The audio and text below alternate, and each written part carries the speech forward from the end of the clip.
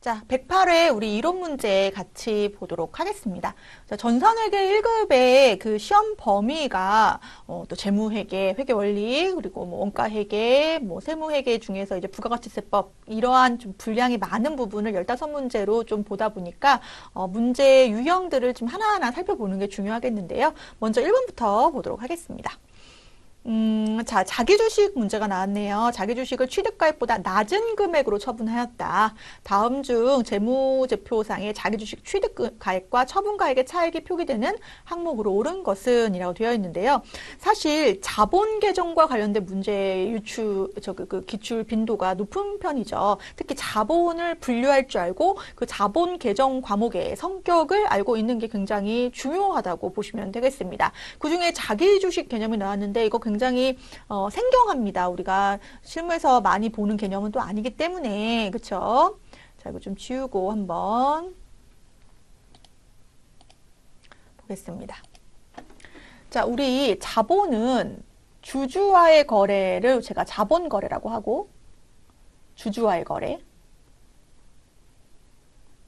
그리고 열심히 우리 영업활동하고 당기순이익 창출하고 막 이런 것들이 바로 손익거래라고 볼 수 있죠. 자, 주주와의 거래에서 나오는 게 바로 자본금, 자본, 잉여금, 자본 조정이고요. 손익거래에서 당기순이익 누적액이 뭐예요? 이익, 잉여금이고요. 당기순이익이 아닌 앞으로 실현될 가능성이 높은 손익 이런 것들이 바로 뭐가 됩니까? 기타, 포괄, 손익, 누계액이죠. 지금 자기 주식 문제가 나왔는데요. 자기 주식은 뭐냐면요. 기업이 주식을 발행합니다. 자, 주식을 발행하면 주식 발행분이 거의 그 유가증권 시장에 있을 텐데 얘를 다시 뭐 한 거예요? 재취득한 게 자기 주식이에요. 따라서 자기 주식은 주주와의 거래의 이 자본 거래에 해당합니다. 하지만 이 자본금이라고 하는 액면 금액의 어떤 법정 자본금도 아니고 이것이 주주와의 거래에서 잉여된 금액도 아닌 것이 자본조정 계정입니다. 즉 자본조정 계정의 성격 자체가 자본금도 아니고 자본잉여금도 아닌데 주주와의 거래인 게 자본조정인데요. 자본조정에 자기 주식이 들어갑니다. 따라서 주식을 발행하면 증자의 개념, 즉 자본금이 증가하는 개념인데 다시 재취득했을 때는 오히려 자본의 감소 개념이 되는 겁니다. 그래서 차변의 자기주식이라고 적어주는데 이때 유의하셔야 될 것은 그렇다고 해서 액면 금액으로 적어주는 것이 아니라 취득가액으로 적어줍니다. 취득가액. 그러니까 시장에서 취득가액으로 적어줍니다. 장부에 이렇게 적혀 있는 거예요. 그럼 여러분들이 딱 보기에는 그냥 우리가 유추하기에는 자본 계정을 잘 모른다면 차변의 자기주식이 오는 것이 꼭 단기 매매 증권처럼 투자한 유가증권을 취득했다라고 우리가 생각할 수도 있겠지만 절대 아니고 내가 발행했던 주식, 주주에게 발행했던 주식을 내가 재취득한 문제에 대해서는 주주와의 거래이긴 하지만 이게 자본잉여금도 아니고 자본금도 아니기 때문에 임시적인 자본조정 계정이라는 거 기억하시고 이때 자기 주식을 다시 뭐 할 수도 있는 거예요. 취득했다가 시장에 다시 매각할 수도 있는 거예요. 그 경우에는 장부했던 자기 주식이 대변으로 오면서 이제 대금을 받겠죠.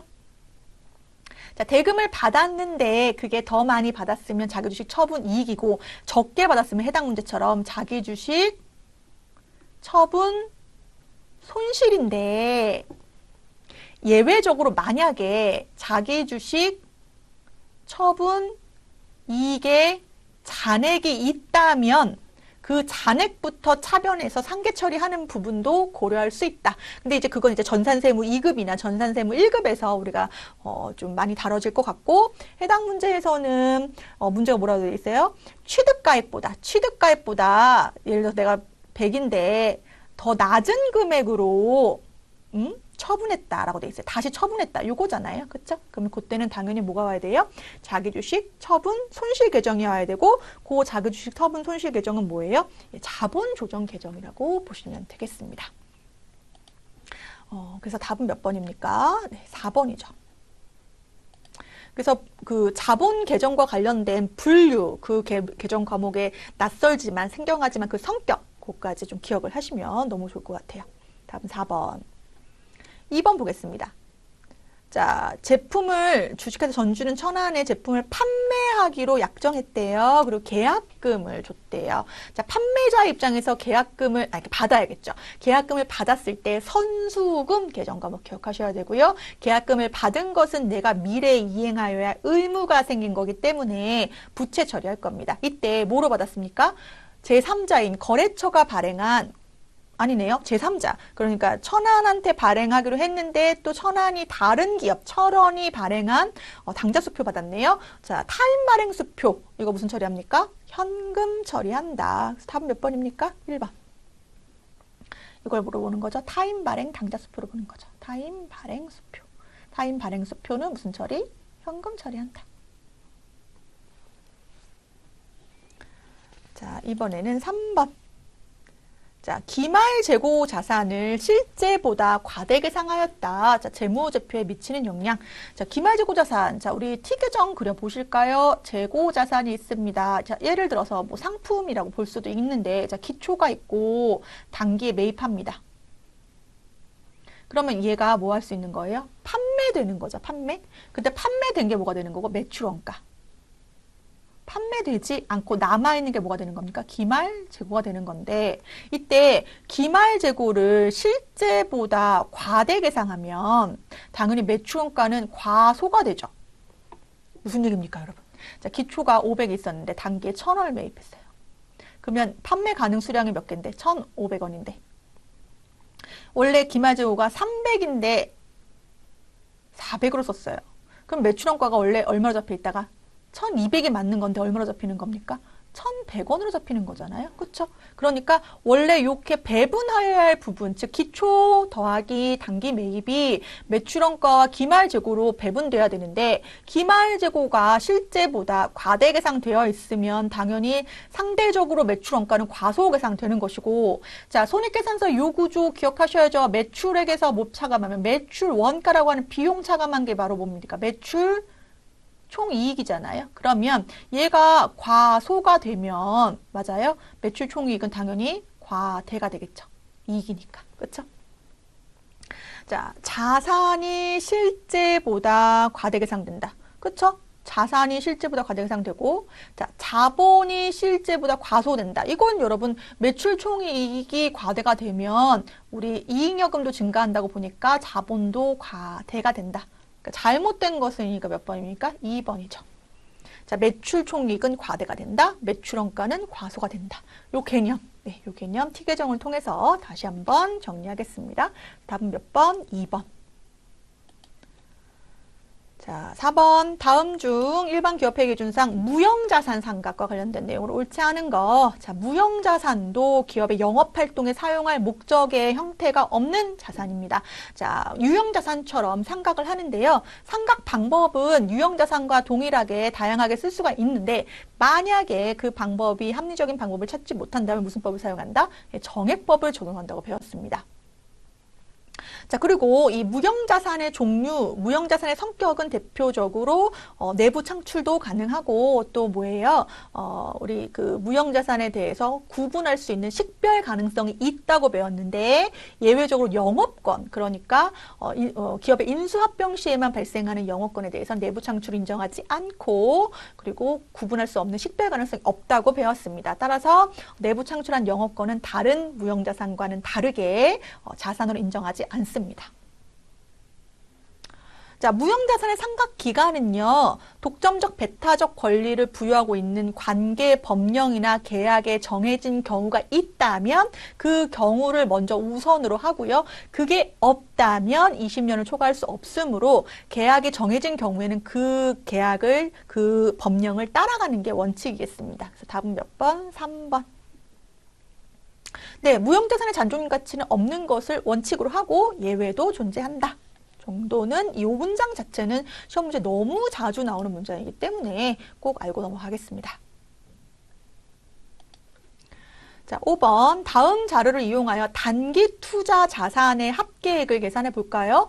여러분, 단기라고 하는 것은 1년 이내에 뭔가 우리가 쇼부 보는 거예요. 승부를 봐야 돼요. 근데 투자하는 목적이 뭡니까? 보통 투자 목적은 크게 두 가지일 것 같아요. 이자 수익을 보거나 시세 차익을 보거나 그런데 우리가 배울 때 유동자산이 있고, 자, 비유동자산이 있는데, 자, 비유동자산에는 투자자산이 있고, 유형자산, 무형자산, 기타 비유동자산이 있고요. 자, 유동자산에는 당좌자산과 뭐가 있습니까? 재고자산이 있는데요.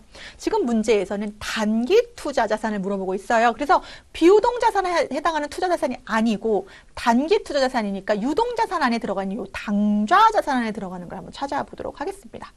자, 그러면 여기서 이자 수익이나 시세 차익을 볼 수 있는 계정 과목을 보니까 현금은 아니에요. 당좌예금도 아니에요. 우편한 증서도 아니에요. 얘네는 뭐예요? 현금 및 현금성 자산이에요. 바로 현금으로 전환할 수 있는 쉬운 자산들이고요. 자, 외상 매출금도 아니에요. 우리가 이자를 목적으로 얘를 외상으로 준 것이 아니고 이거는 매출 채권이라고 볼 수가 있겠습니다. 자, 1년 만기 정기예금 이자 붙겠죠? 그리고 단기 매매증권은 내가 뭐예요? 단기 시세 차익을 볼 적극적인 의도가 있다고 보는 거기 때문에 답은 얼마입니까? 300 더하기 400 해서 700만 원 이렇게 보도록 하겠습니다. 1번. 자, 이번에는 비유동 부채 물어보는 문제인가요? 모두 몇 개인가? 비유동 부채는 이제 유동 부채냐, 비유동 부채냐는 이제 보통 1년 기준으로 본다 이렇게 되어 있는데 부채. 자, 부채의 개념이 미래에 지급할 현재의 의무 이렇게 얘기하는데요. 뭐 사실 사채도 우리가 기업에서 발행하는 채무증권인데 만기가 뭐 1년 이내에 발행하는 만기가 없는 것은 아닙니다. 시장에서. 그런데 우리가 보통 시험 볼 때는 요 사채를 비유동 부채로 구분해서 봅니다. 3년 만기를 대표적으로 발행되는 경우가 많기 때문에 그래서 사채하고 우리 직원들이 퇴직한다면을 기준으로 매년 계상하게 되는 퇴직급여 충당 부채. 자, 직원들이 언제 퇴직할지는 아무도 모르는 거기 때문에 이 두 개는 무슨 부채이다? 비유동 부채이고요. 자, 다가 아닌 이유는 장기 부채는 비유동 부채이긴 하지만 자, 장기 부채였는데 지금 시점에 만기가 몇 년 이내로 1년 이내로 도래했기 때문에 유동성 장기 부채는 유동 부채로 구분하셔야 되고 계약금을 미리 받은 것도 우리 유동 부채로 구분하기 때문에 답은 몇 번? 2번. 자, 재고자산을 기업회의 기준에 의해 근거하는 경우에 평가하면 자, 재고자산 평가 손익은 얼마인가? 라고 되어 있습니다. 여러분들이 이 문제에서 딱 보는 순간 이게 왜 이런 문제가 나왔지? 라고 생각하면 좋을 것 같아요. 왜냐하면 우리가 회계 기준에 따른 재고자산을 평가하는 거를 우리가 한번 생각을 해볼까요? 우리가 그 재고자산을 평가한다. 평가가 뭡니까, 여러분? 평가. 자, 평가라고 하는 것은 뭐 쉽게 좀 풀어서 얘기하면 재무제표에 얼마라고 기록할래? 라고 물어보는 거예요. 무슨 얘기냐면 자, 재고자산이 내가 100원 주고 샀다고 기록을 해놨는데 결산 시에 얘가 요즘 120원이야. 그러면 100원이라고 그냥 둘래? 120원이라고 기록할래? 이거 물어보는 거예요. 자, 예를 들어서 내가 대표적으로 뭐 할까요? 단기 매매 증권을 구입한 게 있는데 내가 이거 100원에 샀는데 요즘 120원이야. 그럼 100원으로 기록할래? 120원으로 기록할래? 만약에 내가 120원으로 기록한다면 100원으로 이미 기록되어 있으니 20원만 추가적으로 더 계상하겠다. 이것이 바로 평가 이익, 뭐 평가 손실 이런 개념이 되는 건데 자, 우리 단기 매매 증권하고 대표적으로 매도 가능 증권, 투자 증권 중에 매도 가능 증권은 이렇게 취득가액보다 증가를 하던 혹은 감소를 하던 요 증가분과 감소분을 기록하는 것이 훨씬 유용한 정보이다. 얼마라고 기록하는 것이 유용한 정보일 것인가의 관점으로 보셔야 돼요. 그럼 얘는 무슨 자산이니까? 투자자산이니까 단기 투자자산, 우리가 투자자산이니까 실질적으로 재무제표 작성 시점에 공정가치로 평가하는 게 좋겠다. 그래서 우리가 공정가치법으로 평가한다 이런 표현을 쓰는 거고요. 그런데 재고자산은 투자 목적의 자산이 아니에요. 얘는 사용할 목적, 원재료 같은 건 사용할 목적, 소비할 목적이 있는 것이고 제품은 판매할 목적이 있는 건데요. 따라서 얘를 100원에 샀는데 120원이다? 그러면 이걸 20원을 장부 계상하지 않는다. 이건 투자 이익이 아니다. 이런 거예요. 하지만 100원에 샀는데 요즘 80원에 그러면 그 회사에 좀 손실이 나겠네. 이거는 재고 자산 무슨 손실 처리한다? 평가 손실 처리하겠어. 이것이 바로 무슨 법입니까? 저가법이에요. 저가법, 저가주의. 그 얘기는 뭐예요? 증가할 때는 기록하지 않고 하락할 때만 기록한다의 개념이 되는 거겠습니다. 이것이 바로 우리가 회계 기준에서 얘기하는 재고 자산의 평가 방법인데요. 지금 보시면 상품에 비누하고 세제가 있는데요. 자, 취득원가 대비로 보셔야 돼요. 보시면 순실현 가능 가치라고 나와 있는데 이 순실현 가능 가치가 뭐를 의미하는 겁니까? 내가 판매한다면 판매가액에다가 판매할 때 발생하는 판매 비용을 차감한 것이 순실현 가능 가치인데요. 자, 75,000원 대비 65,000원이에요. 그럼 마이너스 얼마? 만원.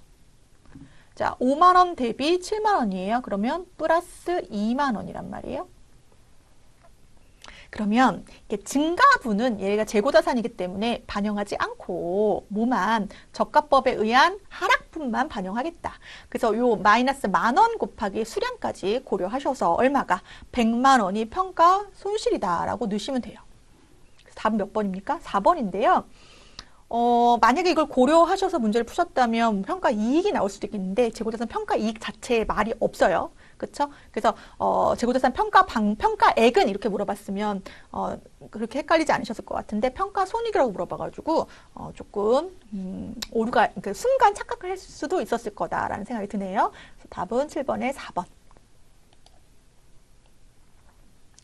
자, 8번 문제. 수익의 인식과 관련된 설명으로 옳은 거. 자, 시용 판매, 우리 조건부 판매입니다. 자, 수익을 언제 인식할 건가? 자, 언제 판매된 걸로 볼 건가? 언제 매출액으로 계상할 건가? 그러니까 매출액으로 계상하기 전에는 아직 내가 그 재고자산으로 가지고 있거나 아직 용역이 완료되지 않은 시점이라고 볼 수 있는 거죠. 자, 그럼 이 경우에 조건부 판매의 경우에는 수익의 인식은 구매자의 구매 의사 표시. 이거 맞아요. 그렇죠? 답은 1번인가요? 자, 근데 예약 판매의 경우에, 예약 판매라고 하는 말이 사실 이렇게 잘 나오는 말은 아닌데, 뭘 제일 생각해 보시면 좋을 것 같냐면, 해당 문제에서는 장기 건설 공사.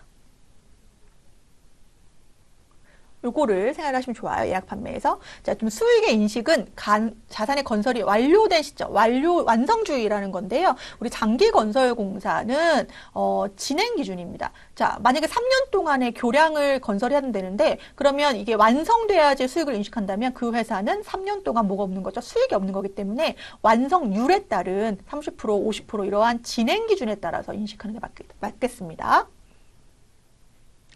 자, 할부 판매는 수익의 인식이 항상 소비자로부터 대금을 회수하는 시점이다. 이것도 아니죠. 할부 판매도 두 가지 관점이 있는데 장기 할부가 있고 단기 할부가 있어요. 단기 할부, 장기 할부. 단기 할부는 인도 시점으로 보고요. 장기 할부는 그 장기 외상 매출금의 어떠한 그 이자 비용, 이자 이자 부분을 할인해서 그 할인율을 고려해서 계상하게 됩니다. 그래서 이 경우에 우리가 회수하는 시점은 절대 아닌 거죠. 자, 위탁 판매의 경우 우리 수탁자를 통해서 판매하는 거죠. 그러면 위탁자가 수탁자한테 인도하는 시점이 아니라 누가? 수탁자가 소비자에게 판매하는 시점이라고 보면 되죠. 소비자에게 판매하는 시점이다. 그래서 답은 몇 번? 1번. 자, 9번 볼까요? 자, 원재료 매입액이 20억이고 기말 원재료 재고액이 기초 원재료 재고보다 3억 원이 감소한 경우에 단기의 원재료 원가는 얼마인가? 자, 이러한 재고자산 문제 나오면 무조건 튀게죠. 원재료 자산의 증가, 자산의 감소. 자, 지금 기초 원재료 재고액이 기말 원재료 재고액보다 3억 원이 감소했대요. 기말이 기초보다 감소했대요. 그러면 기초를 3억이라고 넣어주시면 돼요. 그럼 기말이 0이란 뜻이잖아요. 여기서 5에서 뭐 3 넣어도 마찬가지고, 5에서 2 넣어도 마찬가지고, 그쵸? 3억의 차이가 발생하게 넣으시면 돼요. 그죠? 그리고 단기 매입이 얼마예요? 20억이에요. 이게 무슨 뜻입니까? 기초에 3억 원어치 있었는데 단기에 또 얼마치 매입했습니까? 20억. 그럼 사용 가능한 금액이 얼마인데 23억인데 이 중에 기말에 남아있는 게 제로다. 그럼 다 사용했다는 거잖아요. 그렇죠? 네. 그래서 원재료 원가라고 하는 것은 재료비를 얘기하는 거니까 답은 몇 번? 네, 3번. 23억. 자, 이번에는 10번 보겠습니다. 다음 중 제조 원가 명세서의 구성 요소로 옳은 것을 모두 고르시오. 이 문제는 어려우면서도 쉬워요. 무슨 얘기냐면 물론 공부를 많이 하시고 지금 머릿속에 막 제조 원가 명세서, 손익계산서 다 있으신 분들은 쉽고 또 어떤 의미에서도 쉽냐면 그걸 모른다고 하더라도 프로그램에서 여러분들이 제조 원가 명세서를 한번 들어가 보셔요. 이렇게 들어가 보시면 뭐 12월 이렇게 눌러보시면 제조원가 명세서에서의 지금 표기되는 과목들이 다 뜹니다. 그래서 여러분들이 지금 보시면 기초 제공품 재고액 여기 뜨죠. 그리고 기말 원재료 재고액 여기 뜨고요. 예, 이렇게 떠요. 그래서 이렇게 찾아보시면 쉽고 사실 근데 제가 이렇게 강의하면 또 이렇게만 강의하고 끝나면 안 되니까 내용을 설명드리면 자, 제조 원가 명세서라고 하는 건 말 그대로 우리 기업이 제조업으로서 제품을 완성하는데 원가가 얼마가 들어갔는지를 보여주는 거기 때문에 원칙적으로 이 제공품 계정이 보여준다고 보시면 돼요. 제공품, 제조 과정 중에. 그러면 기초 제공품 내역이 있어야 되고요. 단기 총제조원가. 단기 총제조원가가 뭡니까? 재료비, 노무비, 제조경비죠. 이걸 합쳐서 뭐라고 합니까? 단기 총제조원가. 총제조원가. 이 중에 기말 제공품이 있다라고 하는 것은 완성되지 않은 게 있다는 거고 나머지는 다 완성된 거니까 단기 제품 제조원가. 요 그림 하나가 여러분들 제조원가의 구성 요소 를 볼 때 요 그림을 기억하고 계시면 좀 도움이 되실까요? 그래서 지금 보시면 기초제공품 재고액 여기 있죠. 기말 원재료 재고액 이거는요 재료비 구할 때 필요해요. 재료비, 재료. 기말 제품 재고액이 없어요. 단기 제품 제조원가 있고요. 단기 총제조 비용 있고요. 자 그러면 기말 제품 재고액은 언제 있냐? 자 요 완성되면 어디로 가야 돼요? 제품으로 가야죠. 제품, 자, 기초 제품 재고액이 있었는데, 이번에 완성된 게 누구죠? 단기 제품 제조원가. 이 중에 판매가 되면 뭐가 되고, 매출원가. 판매가 안 되면 기말 제품 재고액이잖아요? 그러면 요거는 요 계정은 제조원가 명세서예요. 요 계정은 어디서 확인할 수 있어요? 손익계산서에서 확인할 수 있죠. 손익계산서. 네, 그래서 답이 4번인가요? 10번의 답은 4번. 자, 11번 보겠습니다. 당사는 자, 직접 노무 시간을 기준으로 간접비를 제조 간접원가를 배부하고 있습니다. 이제 배부율 중요한데요. 자, 지금 실제 발생액은 50만 원이고라고 되어 있습니다. 실제 발생액은 뭡니까? 실제 배부 기준에다가 곱하기 실제 배부율을 곱한 게 실제 발생액인데 이게 얼마라는 거예요? 50만 원이고. 자, 예정 배부율 나와 있는데 예정 배부율은 실제 배부 기준에 이거 똑같아요. 곱하기 뭐 한 겁니까? 예정 배부율 한 건데 실제 배부 시간이 3,000시간이고 200원이라고 되어 있으니까 얼마입니까? 60만 원. 이게 실제고 이게 뭐예요? 예정이에요. 그럼 예정은 내가 60만 원 배부했는데 실제 얼마 발생했다? 50만 원 발생했다. 그러면 내가 기존에 뭐 했다는 거예요? 과대 배부했다는 얘기잖아요. 그래서 배부 차이는 10만 원 과대 배부. 답은 몇 번? 1번.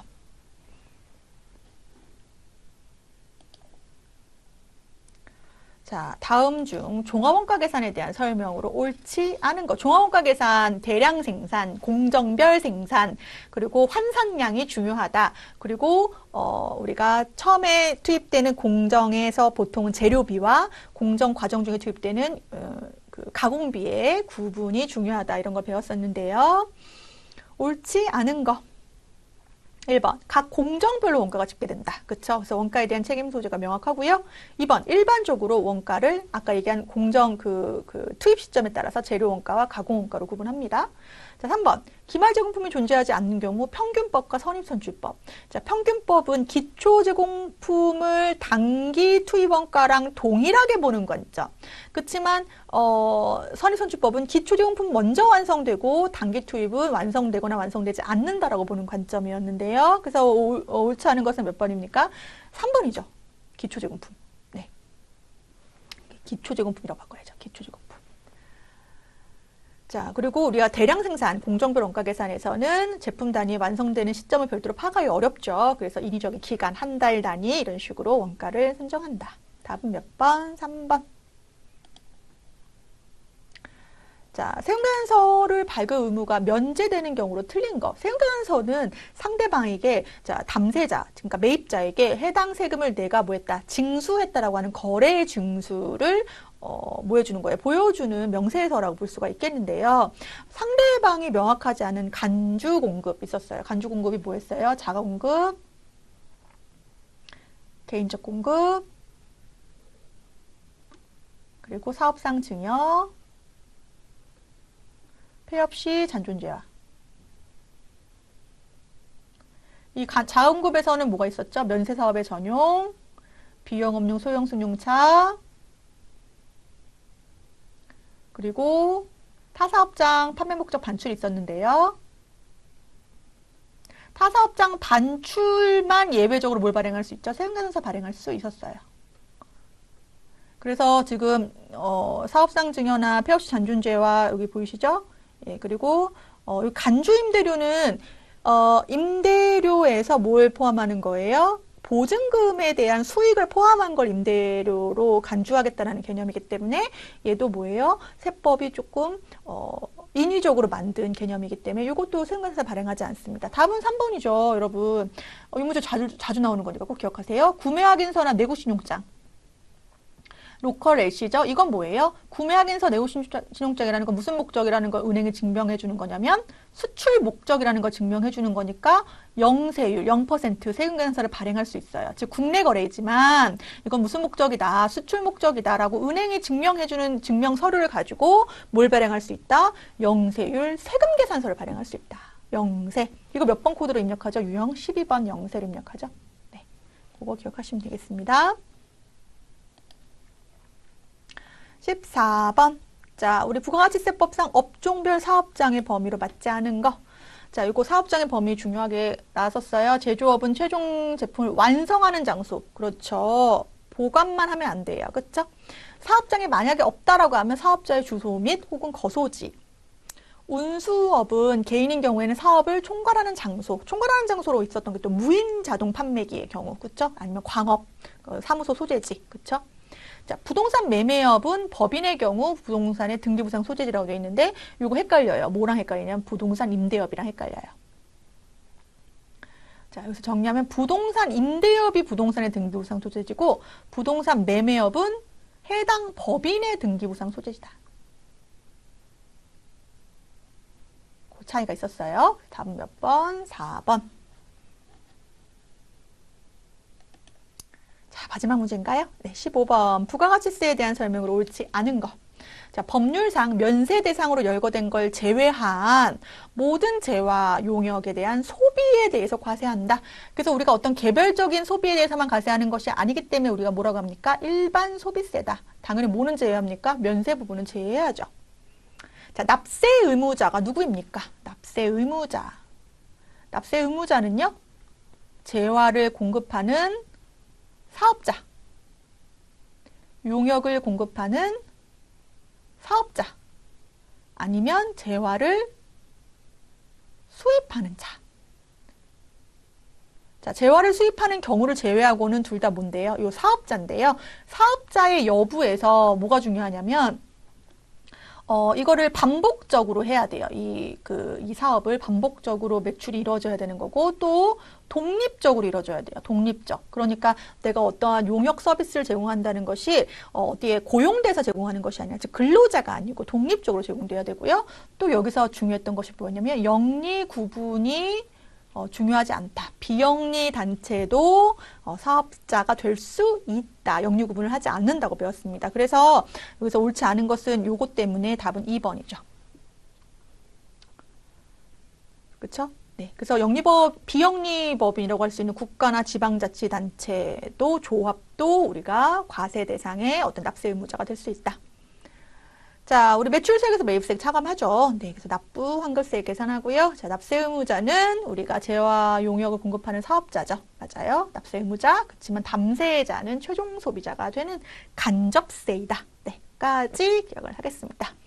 자, 여기까지 해서 우리 108회 전산회계 1급 이론 문제도 마무리하겠습니다. 수고하셨습니다.